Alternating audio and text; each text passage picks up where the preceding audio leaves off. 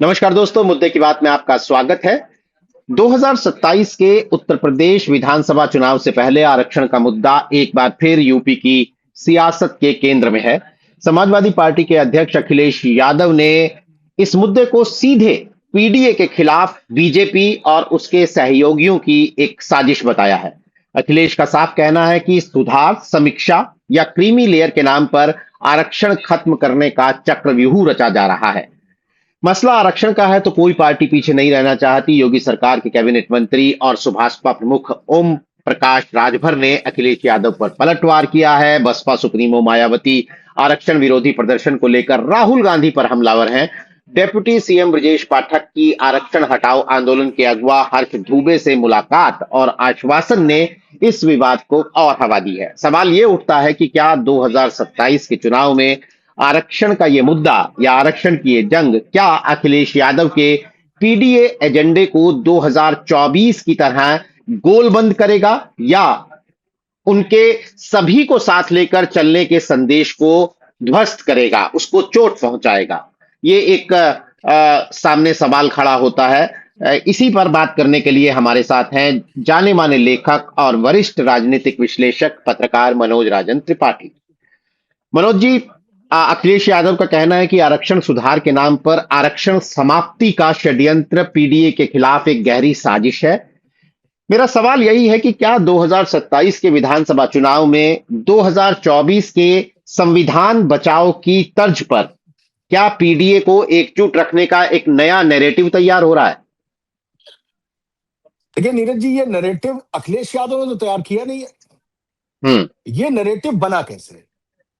पहले जंतर मंतर पर आरक्षण हटाओ आंदोलन, वो आरक्षण हटाओ आंदोलन की अगवाकारी करने वाले हर्ष दुबे एंड कंपनी दिल्ली से चलते हैं और उत्तर प्रदेश की राजधानी लखनऊ पहुंचते हैं और उत्तर प्रदेश में डिप्टी सीएम ब्रजेश पाठक से मिलते हैं।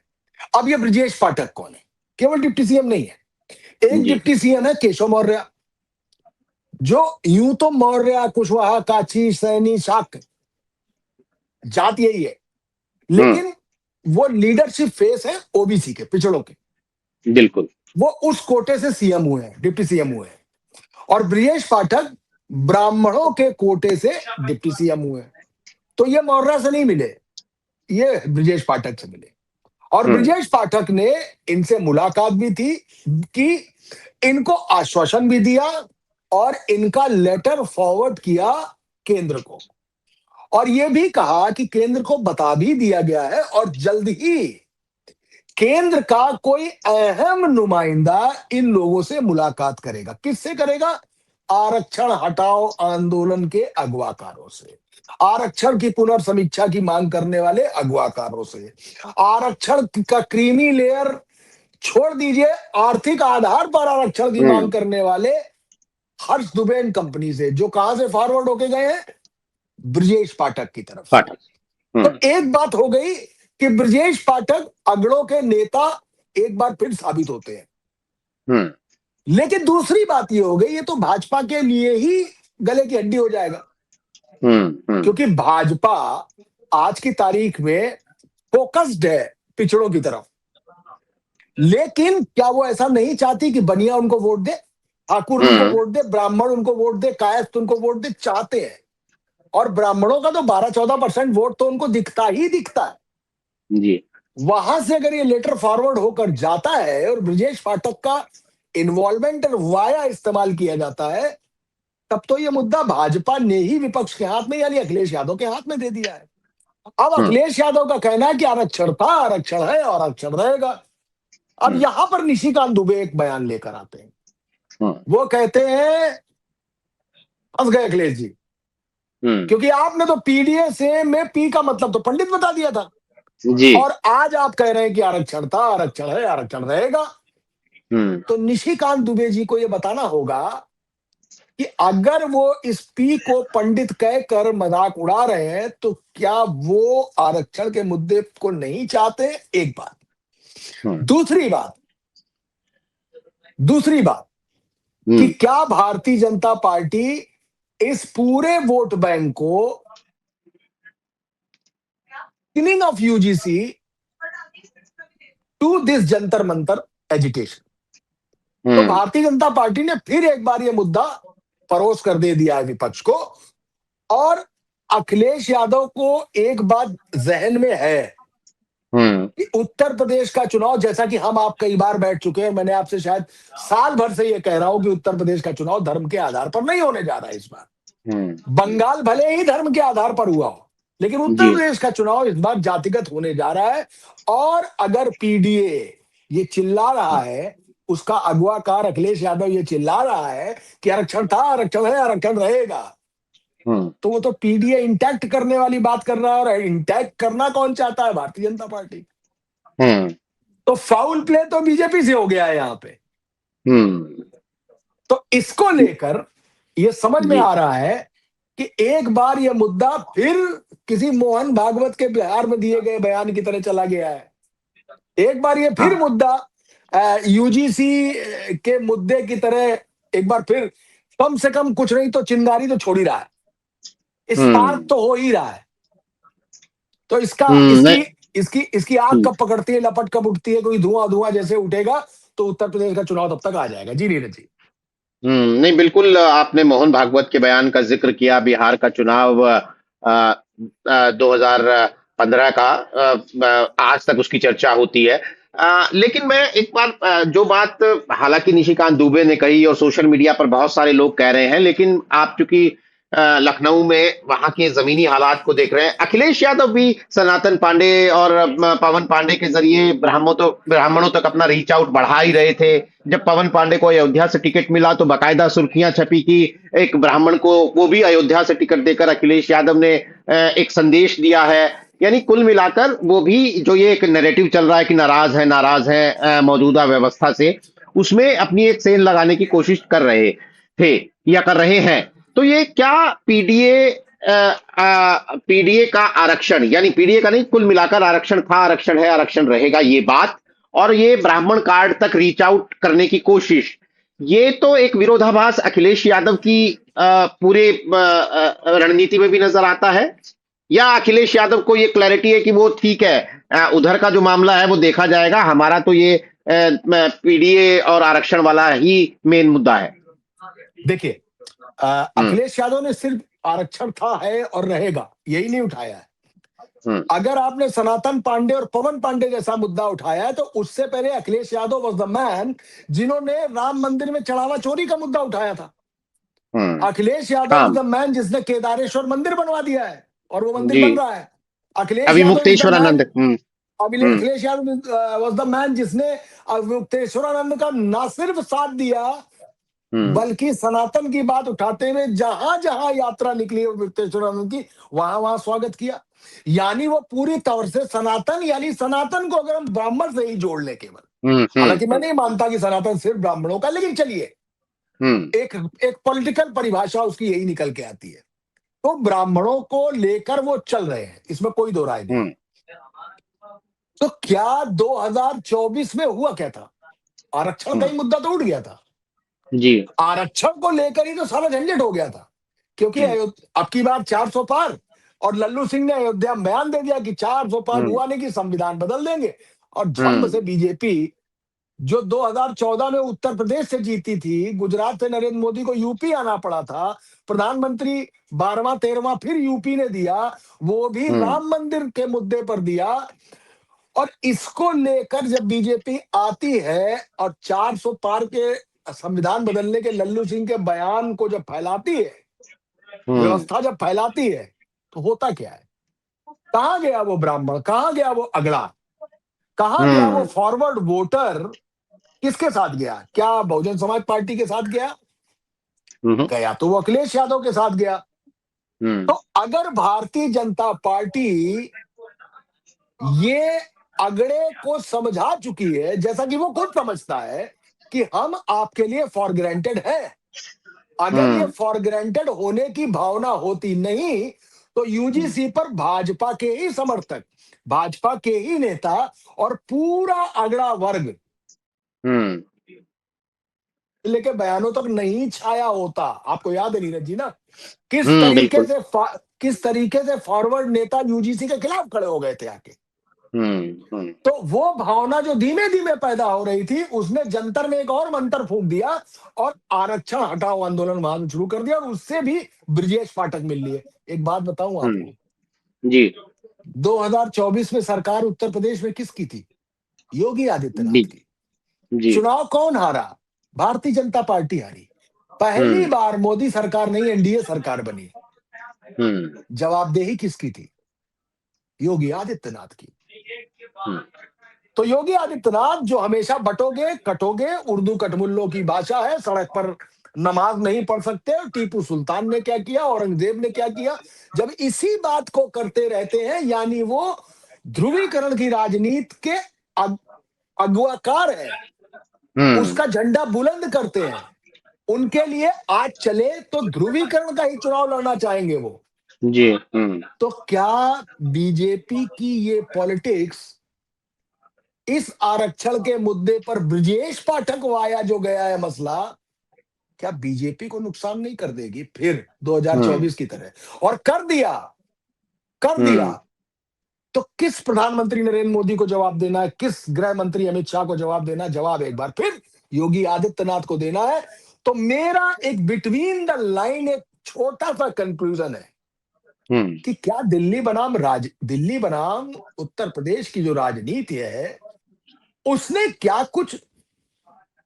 खुली छूट दे दी है क्या?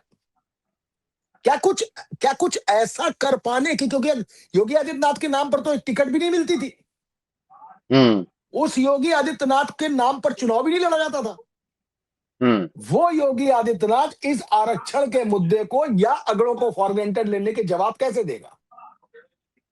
तो क्या ये मुसीबत योगी आदित्यनाथ के लिए नहीं खड़ी की गई है क्या? और दूसरी बात, एक छोटी सी और बात, जी अगर अखिलेश यादव के पीडीए फार्मूले में ब्राह्मणों को अपनी जादू की छड़ी घुमाने वाले अखिलेश यादव के लिए नुकसानदायक है, हम्म तो बहुत स्पष्ट शब्दों में कहूंगा कि अखिलेश यादव ने तो सिर्फ यही कहा है कि आरक्षण था, है और रहेगा, लेकिन हम्म मायावती ने तो यह भी कहा था कि तिलक तराजू और तलवार इनको मारो जूते चार।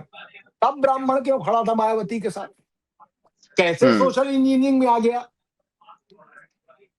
तो इसका नुकसान मुझे जो दिख रहा है, जी वो अखिलेश को क्या होगा ये बात की बात है, भाजपा को सीधे तौर पर हो रहा है, क्योंकि मेरे पास एक दस्तावेज है, वो हम्म 2024 का दस्तावेज है, जिसने इस जी जी। आरक्षण के मुद्दे को भाजपा से चुनाव उत्तर प्रदेश में हरा दिया था। नहीं बिल्कुल, रेफरेंस पॉइंट 2024 का चुनाव है और उससे इनकार नहीं कर सकते हैं।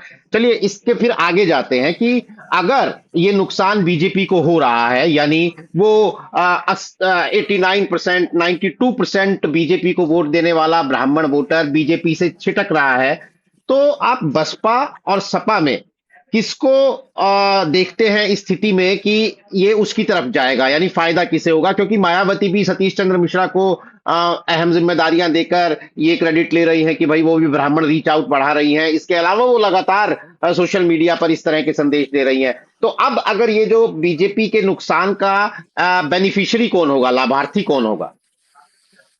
देखिए, हम्म मायावती को तो अभी इग्निशन ऑन करना है। मैं मान हम्म लिया कि ऑन भी कर दिया, तो she is still on first gear. Hmm ठीक, हम 2024 से ही पकड़ के लेते, क्योंकि उत्तर प्रदेश का रेफरेंस पॉइंट अभी 2024 ही है। हम्म अभी वो हमें फर्स्ट गियर पे है। जी समाजवादी पार्टी 2024 से कम थर्ड गियर पे तो चली रही है। हम्म। मैं कहता हूं कि मायावती को ब्राह्मण वोट दे चुका है, ब्राह्मण मायावती की सरकार बना चुका है, और ब्राह्मणों को मायावती से ज्यादा सम्मान किसी हम्म पार्टी में नहीं मिला, चाहे हम्म जिले के डीएम हो, एसएसपी हो, या उनका खुद का अपना सीएम सेक्रेटरीट हो, या नेता और मंत्री हो, ब्राह्मणों को खूब जगह मिली, मैं मानता हूं। जी लेकिन मायावती अभी फर्स्ट गियर पे। अब आते हैं कि क्या अखिलेश यादव थर्ड गियर पे अगर है, तो क्या ब्राह्मण उनके साथ जाएगा? नहीं, ब्राह्मण कभी भी समाजवादी पार्टी का ट्रेडिशनल वोटर नहीं था। जी हाँ, ये सपा पे कैसे जा सकता है? ये सपा हम्म से एक शर्त पर जा सकता है, और वो शर्त है कि जब सपा और कांग्रेस साथ खड़ी होगी, वो कांग्रेस जिसने उत्तर प्रदेश में सबसे ज्यादा ब्राह्मण सीएम दिए हैं, जब कांग्रेस साथ आती है, क्योंकि जैसे राजभर साथ आते हैं, अपना दल साथ आता है, निषाद पार्टी साथ आती है, तो कुर्मी, राजभर, निषाद भाजपा से जुड़ता है। वैसे ही जब समाजवादी पार्टी के साथ कांग्रेस आती है तो ब्राह्मण अपने साथ लाती है। बिल्कुल। आपने ओम प्रकाश राजभर की बात की, मैं और थोड़ा फाइन ट्यून कर रहा हूं। ओम प्रकाश राजभर ने आरोप लगाया, हालांकि पिछले कई हफ्तों से उन्होंने बकायदा महीनों से जैसे महीनों से महीनों से बकायदा ऑपरेशन अखिलेश यादव चलाया हुआ है। लेकिन इस मुद्दे पर उन्होंने कहा कि समाजवादी पार्टी सिर्फ यादव और मुस्लिम को सांसद बनाती है, और उन्हें आरक्षण जो है, आरक्षण के नाम पर वोट सबका चाहिए, लेकिन सांसद बनाने की बारी आएगी तो यादव मुस्लिम को बनाती है। तो ये गैर यादव ओबीसी पॉलिटिक्स के नजरिए से आपको लगता है कि ओम प्रकाश राजभर कहीं हिट करते हैं अखिलेश यादव को, या नहीं, अखिलेश यादव उस थर्ड गियर में है जहां पीछे से ये सब उनकी गाड़ी में खींचातानी करने की कोशिशें नहीं हो पाएंगी? देखिए, ओम प्रकाश राजभर का लगता है मेरे पास कि ट्विटर अकाउंट उनके पास है ही नहीं। ये ये तो किसी की है, ये ओम प्रकाश राजभर की है, लेकिन गोला इसमें कोई और डाल कहीं रहा है, कोई और बात। क्योंकि जो लैंग्वेज है, जो भाषा है, और जो मुद्दे उठा रहे हैं, वो हम्म, वो कम से कम ओम प्रकाश राजभर के मुद्दे नहीं हो सकते। ठीक है, चाहे चलिए, लेट्स जी। से कि मतलब ओम प्रकाश राजभर ही ये हमला कर रहे हैं, इसमें हम्म, कोई दो राय नहीं है।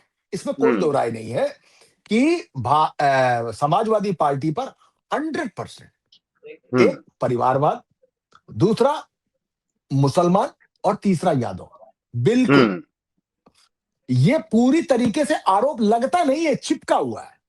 जी। खुद अखिलेश यादव को ये लेवल उखाड़ना होगा। हम्म, अब ये लेवल नीरज जी उखड़ता कैसे है? ये लेवल उखड़ता ऐसे है कि एक मुसलमान अब कुछ नहीं चाहता, ना वो टिकट हम्म, मांग रहा है, ना वो कह रहा है कि हमारे लिए कुर्सी लगवाओ, हमको शरबत पिलवाओ, वो कुछ नहीं कह रहा है। वो हाथ जोड़े खड़ा है कि मालिक बस ये योगी सरकार हटाओ यहां से, ठीक है। हम्म, तो वो वोट देने के लिए तैयार बैठा है, एक बात। दूसरी बात, यादव इस प्रदेश का दूसरा मुसलमान हो गया है, उसको हम्म, भी कुछ नहीं चाहिए। वो भी सीधे तौर पर ये चाहता है कि भाई हम किसी भी हालत में चले जाएं, मतलब गवर्नमेंट चली जाए, योगी सरकार, बीजेपी हम्म, गवर्नमेंट चली जाए। अब कुर्मी सात है, 7 सांसद कुर्मी है, हाँ 7 ही है, नहीं माफ कीजिएगा, हम्म, 11 सांसद है। उस हम्म, 11 कुर्मी सांसदों में 7 सांसद अखिलेश यादव के पास है, वो कुर्मी है। हम्म, ऐसे बहुत सारी जातियां हैं, क्योंकि पिछली बार के टिकट डिस्ट्रीब्यूशन को हम्म, हर हर समीक्षक ने, हर पत्रकार ने, सबने सराहा था कि भाई हाँ, इस बार अखिलेश यादव ने टिकट बड़े शानदार तरीके से दिए हैं। हम्म, तो अगर टिकटिंग का वो पैटर्न 2024 की तरह अखिलेश यादव के पास रहता है, जी। तो राजभर तो किसी भी दिन सोच सकते हैं कि इस बार भी क्या वो अखिलेश के साथ चुनाव लड़ेंगे या बाद में आ जाएंगे। ये बात ये बात संजय निषाद भी सोच सकते हैं कि क्या हम योगी आदित्यनाथ के गोरखपुर से अपने बेटे को लड़ाएंगे, या आपकी योगी आदित्यनाथ जी के लिए लड़ना है मुझे। तो ये और जी। बचा अपना दल जो खुद ही सरकार के लिए चिट्ठी लिखता है कि सरकारी नौकरियों में आरक्षण मारा जा रहा है और नॉट सुटेबल दिखाकर हमको हटाया जा रहा है। ये चिट्ठी लिखी, चाहे वो 69,000 भर्तियां हो अनुदेशकों की, उसमें भी इन सारे लोगों ने चिट्ठियां लिखी हैं। अभी कुशीनगर, नहीं माफ कीजिएगा, गाजीपुर में एक होटल मालिक के बेटे की हत्या हो गई थी। उसमें हम्म, जो पुलिस एनकाउंटर हुआ, वो निषाद समाज का हो गया।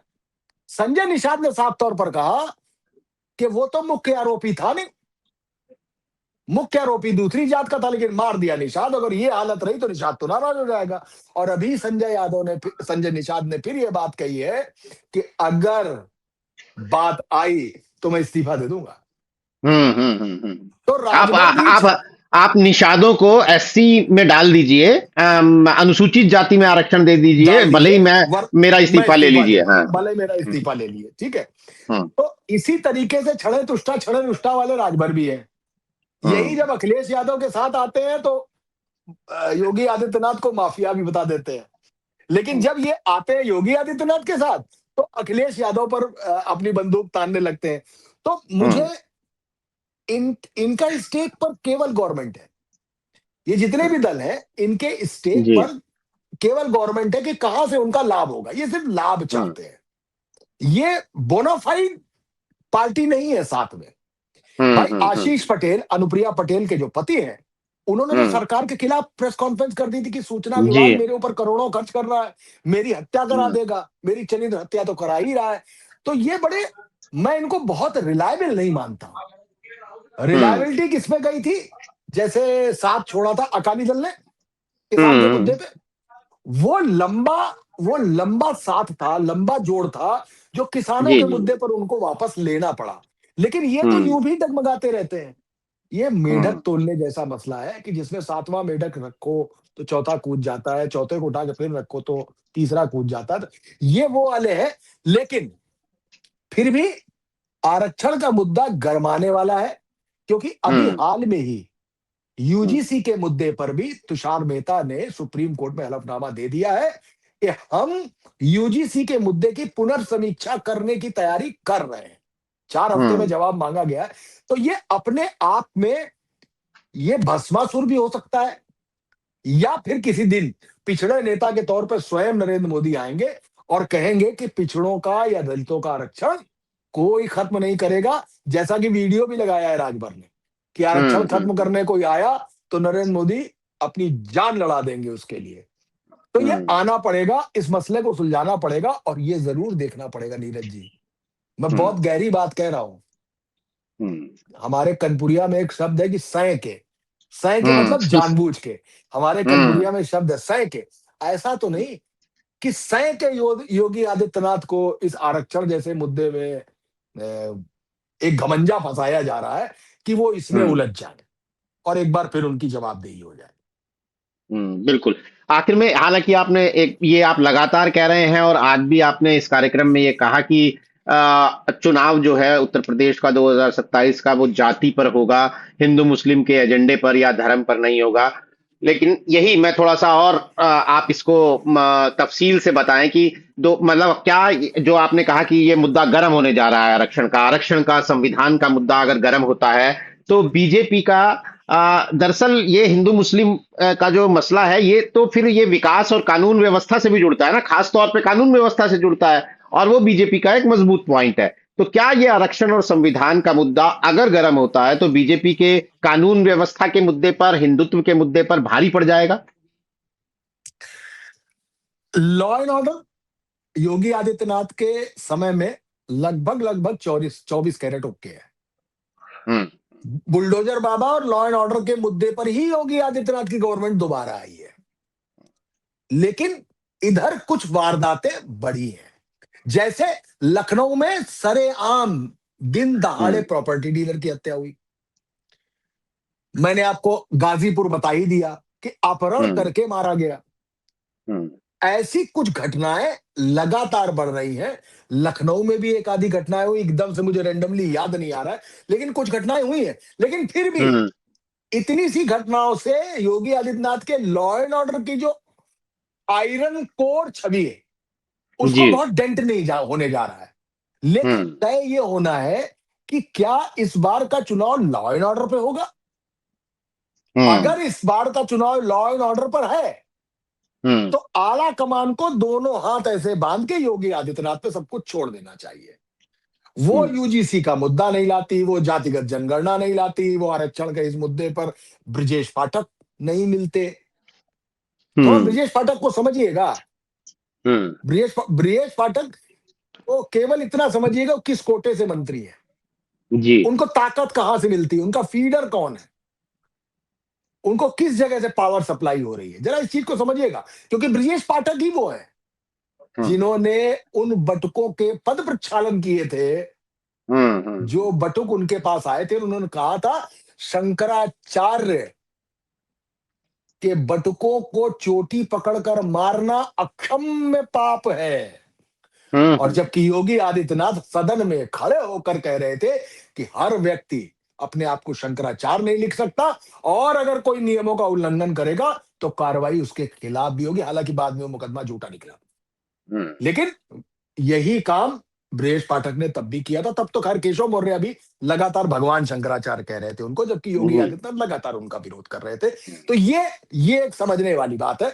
हम्म, जिसका साइन थीटा कॉस थीटा निकाल के जब आप बनेंगे, तो एक अलग तरीके की ट्रिग्नोमेट्री आपको दिखाई देगी, एक अलग तरीके की ज्योमेट्री आपको दिखाई देगी। ये ज्योमेट्री धीमे धीमे अपना असर लेगी। लेकिन फिर एक बात, कि हम्म, क्या हम ये चित्र सादे कागज पर बना रहे हैं, या सादे कागज पर बने हुए चित्र को ट्रेस पेपर रख के दोबारा डिजाइन कर रहे हैं? क्योंकि जिस सादे पेपर की मैं बात कर रहा हूं वो 2024 है, और जिस ट्रेस पेपर की बात कर रहा हूं वो 2027 है। आपने बहुत ही गहरी बात कह दी है। और अगर इस बात को अगर ये सीधा सीधा इसको समझा जाए, तो ये हमें साफ नजर आता है कि 2027 के चुनाव किस तरफ जा रहा है। लेकिन ये मौजूदा परिस्थितियां हैं, और बीजेपी जो है वो डैमेज कंट्रोल के लिए जानी जाती है। वो डैमेज कंट्रोल करते हैं। आने वाले दिनों में हमें देखना होगा कि बीजेपी इस मुद्दे को कहां पर लेके जाती है, क्योंकि फिलहाल जिस तरीके से अखिलेश यादव ने अपना आक्रामक रुख साफ किया है, यहां तक कि मायावती ने भी अपना एक रुख साफ किया है, तो ये साफ नजर आ रहा है कि आने वाले दिनों में ये मुद्दा और गर्म होगा, बीजेपी के लिए शायद और मुश्किल पैदा करेगा। तो किस तरफ जाएंगी चीजें, हमारी नजर उस पर बनी रहेगी। हमारे साथ आज इस कार्यक्रम में जुड़ने के लिए मनोज राजन त्रिपाठी, आपका बहुत बहुत शुक्रिया। तमाम दर्शकों का भी आभार। दोस्तों, आज के लिए नमस्कार।